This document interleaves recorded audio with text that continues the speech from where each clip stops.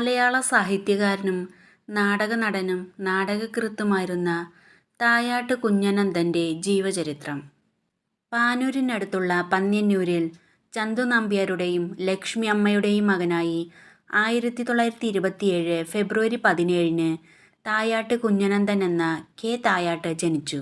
പ്രമുഖ എഴുത്തുകാരനായിരുന്ന തായാട്ട് ശങ്കരൻ, സാമൂഹ്യപ്രവർത്തകനായിരുന്ന തായാട്ട് ബാലൻ എന്നിവർ സഹോദരന്മാരും മീനാക്ഷിയമ്മ സഹോദരിയുമാണ്. Kunnummal higher elementary school, BEMP high school, government high school Kathirur, Brennen college എന്നിവിടങ്ങളിലായി വിദ്യാഭ്യാസം പൂർത്തിയാക്കി.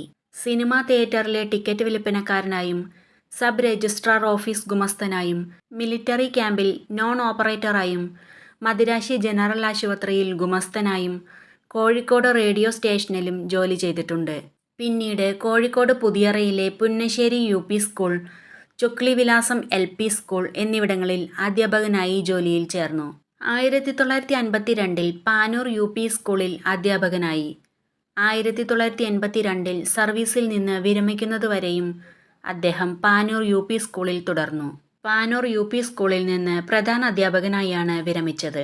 കഥ, കവിത, നാടകം, ബാലസാഹിത്യം, പുനരാഖ്യാനം എന്നീ മേഖലകളിൽ 42 ഗ്രന്ഥങ്ങൾ അദ്ദേഹം രചിച്ചു. 1951 പ്രസിദ്ധീകരിച്ച പുത്തൻ കനിയാണ് ആദ്യ കഥാസമാഹാരം. 1953 ആദ്യ കവിതാ സമാഹാരമായ പാൽപതകൾ പ്രസിദ്ധീകരിച്ചു. കോഴിക്കോട് ആകാശവാണി നിലയത്തിൽ പുറത്തുനിന്നൊരാളുടെ നാടകം ആദ്യമായി പ്രേക്ഷണം ചെയ്തത് അദ്ദേഹത്തിൻ്റെ തോട്ടക്കാരൻ എന്ന നാടകമാണ്. സംസ്ഥാന ബാലസാഹിത്യ ഇൻസ്റ്റിറ്റ്യൂട്ട് പുറത്തിറക്കിയ സ്വാതന്ത്ര്യ സമര ചരിത്രം കുട്ടികൾക്ക് എന്ന ഗ്രന്ഥത്തിൻ്റെ രചനയിൽ അദ്ദേഹം മുഖ്യ പങ്ക് വഹിച്ചിട്ടുണ്ട്.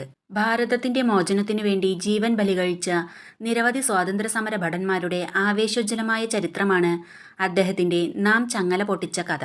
മേള, നിവേദ്യം, പാൽപതകൾ, നാടുകാണിച്ചുരം, മഴ മഴ തേന്മഴ, വിഡ്ഢിയുടെ സ്വർഗം, യക്ഷിയും കഥകളും, പുത്തൻ കനി, നാറാണത്തുഭ്രാന്തനും വാൽമീകവും, തെന്നാലിയിലെ കൊച്ചുരാമൻ, ജനുവരി 30, നാം ചങ്ങല പൊട്ടിച്ച കഥ, ത്യാഗസീമ, ബഹദൂർ ഷാ, ശൂർപ്പണഖ, അക്ഷതം, സോക്രട്ടീസ്, ഭഗത് സിംഗ്, ജനനി ജന്മഭൂമി, ആ വാതിൽ അടയ്ക്കരുത് തുടങ്ങിയവ അദ്ദേഹത്തിൻ്റെ കൃതികളിൽ ചിലതാണ്. Kairali children's book trust award, Cherukad സ്മാരക അവാർഡ്, ബോംബെ നാടകവേദി അവാർഡ്, അബുദാബി ശക്തി അവാർഡ്, ബാലസാഹിത്യ ഇൻസ്റ്റിറ്റ്യൂട്ട് പുരസ്കാരം, സംഗീത നാടക അക്കാദമി പുരസ്കാരം, കേരള സാഹിത്യ അക്കാദമി എൻഡോമെൻ്റ് പുരസ്കാരം, മികച്ച അധ്യാപകർക്കുള്ള സംസ്ഥാന അവാർഡ്, മികച്ച അധ്യാപകർക്കുള്ള ദേശീയ അവാർഡ് തുടങ്ങിയ പുരസ്കാരങ്ങൾ അദ്ദേഹത്തിന് ലഭിച്ചിട്ടുണ്ട്.